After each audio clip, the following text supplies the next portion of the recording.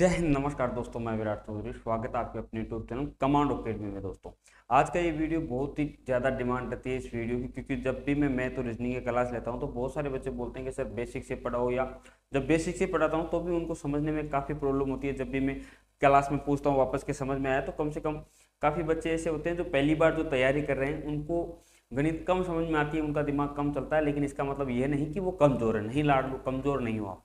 आपको जो मैथ को जो मिलाने का या मैथ सीखने का जो तरीका है वो गलत है। ठीक है लाड लो।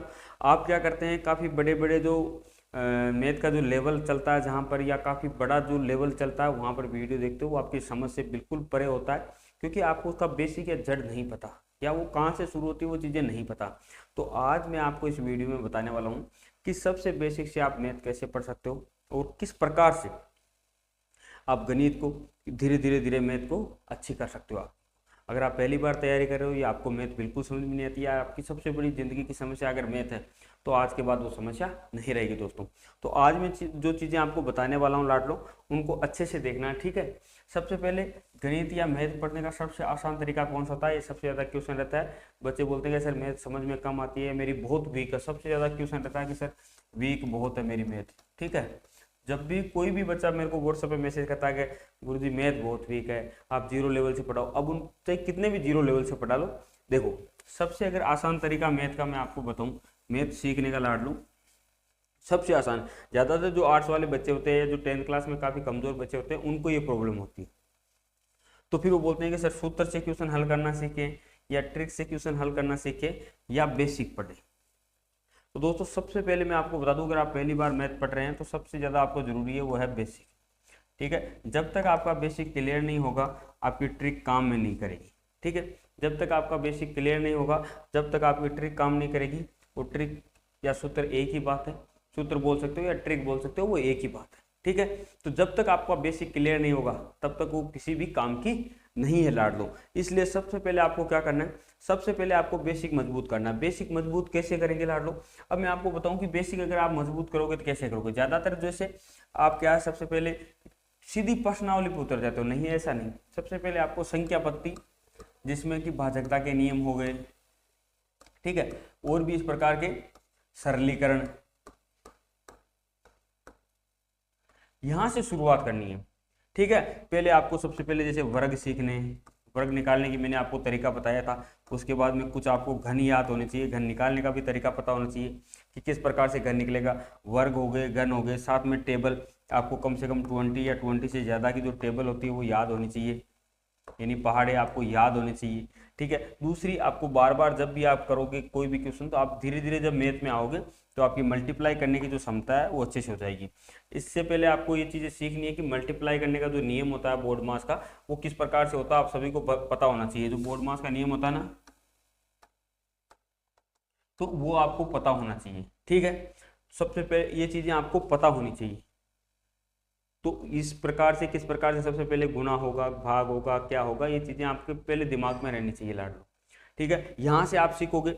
उसके बाद में अब जब आप सीख दोगे कि पहले आप सभी को पता है कि ब्रैकेट खुलेगा, ब्रैकेट बाद में क्या खुलेगा, अंडरलाइन, उसके बाद में जैसे डिवाइडेशन होगा या क्या होगा, वो चीज़ें आपको पता होनी चाहिए। ठीक है। उसके बाद में अगर हम बात करें कि जो मेन जो टॉपिक होता है वो आता है कि सर प्रश्नावली की जो क्वेश्चन है वो समझ में नहीं आता, या किसी भी जब प्रश्नावली को मिलाना शुरू करते हैं, जब भी प्रश्नावली के क्वेश्चन हम शुरुआत करते हैं तो शुरू में तो समझ में आ जाता है, उसके बाद में फिर समझ में नहीं आता। शुरू के आप 10-12 क्वेश्चन, यानी किसी भी प्रश्नावली में आप जाओगे तो शुरू के 10-12 क्वेश्चन है वो आपको समझ में आ जाते हैं, उसके बाद में समझ में नहीं आते कुछ। तो लाडलो सबसे पहले अगर आप मान लो मैथ पहली बार पढ़ रहे हो या गणित पहली बार सीख रहे हो, तो आपको सबसे पहले जिन बात का फोकस करना है वो किसका करना है, सबसे पहले आपको हर एक प्रश्नावली से कोई सी प्रश्नावली उसके जो बेसिक क्वेश्चन होते हैं, जो बेसिक क्वेश्चन होते हैं जो सीधे सीधे हल हो जाए, कैसे सीधे सीधे हल हो जाए, बिल्कुल सीधे सीधे हल हो जाए, उन पे फोकस करना, उन क्वेश्चन को आपको सबसे पहले सीखना है। ठीक है। ये तरीका है जिनको मैथ बहुत कम आती उनके लिए। तो आप क्या करना, हर एक प्रश्नावली के जो इजी क्वेश्चन है उनको सीखते जाना। पहले पहले हार्ड क्वेश्चन में आप अपना सर नहीं डालना, पहले इजी क्वेश्चनों को आप सीखते जाइए।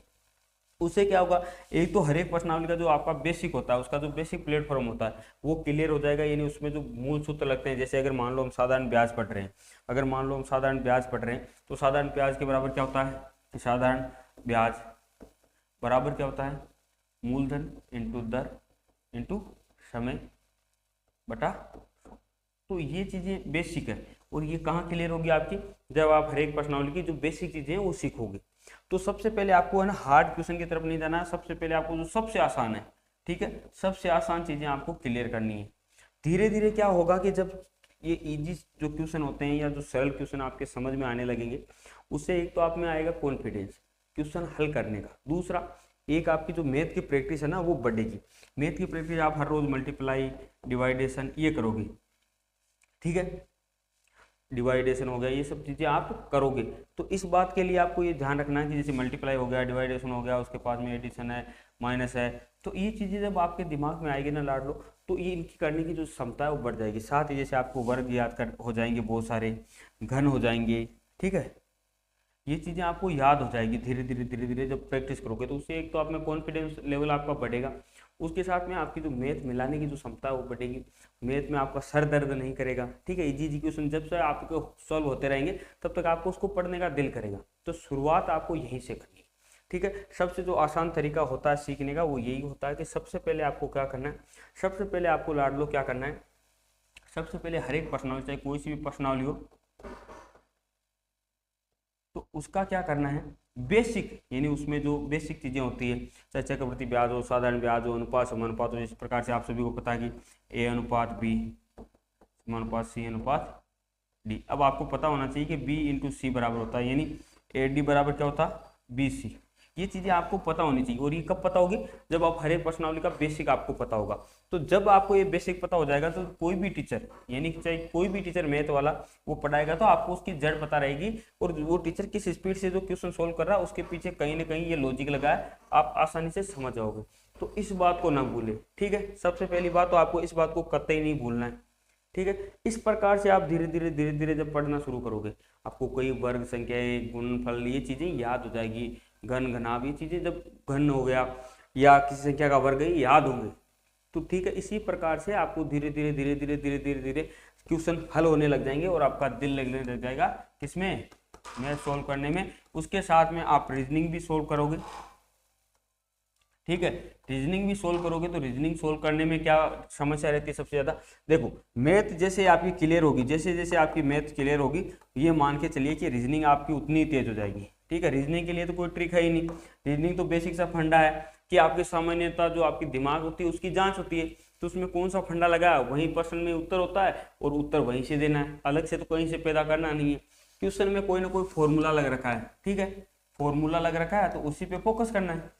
तो वो फॉर्मूला पहचानोगे कब समझ में आएगा, जब आपको किसी संख्या का वर्ग याद होगा, घन ज्ञात होगा, उनका गुणन किस प्रकार से गुणन होते हैं ये चीजें याद होगी तो अपने आप रीजनिंग भी क्लियर हो जाएगी। यानी मैथ के साथ साथ आपकी रीजनिंग भी क्लियर हो जाएगी। किस कंडीशन में डाल लो, जब आप धीरे धीरे पढ़ना शुरू करोगे और आसानी से सीखोगे, ठीक है।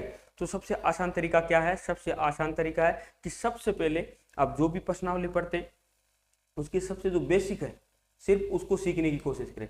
जब आपका बेसिक क्लियर हो जाएगा लाड लो, जैसे ही आपका बेसिक क्लियर होगा ये मान के चलिए कि धीरे धीरे अगर मान लो पूरी टोटल 20 प्रश्नावली है SSGD के एग्जाम में या आर्मी के एग्जाम, इन 20 प्रश्नावली को अगर आपने बेसिक तैयार कर लिया, क्या तैयार कर लिया, बेसिक अगर आपने तैयार कर लिया तो इनका जो एडवांस है वो भी आपको तैयार हो जाएगा, ये मेरी गारंटी है, ठीक है। अगर आपने बेसिक तैयार कर लिया तो एडवांस भी तैयार हो जाएगा।